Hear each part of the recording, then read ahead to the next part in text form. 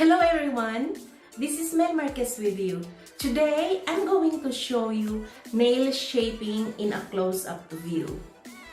So, now we are going to review. This is our square nail.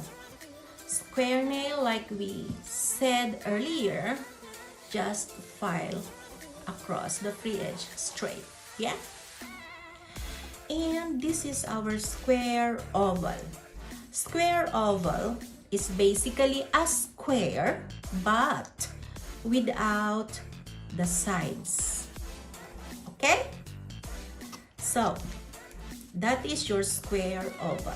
Now, this is your almond nail. Almond nail. Okay? Most requested nail shape.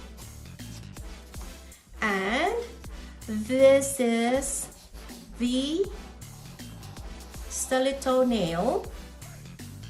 Mostly the college students, young girls, wants this very pointed nail. Okay? And this is our ballerina.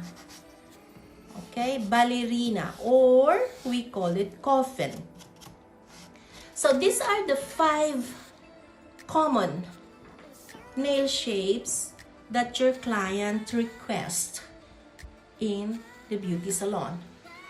I hope this explanation is very clear to everyone, and thank you for watching.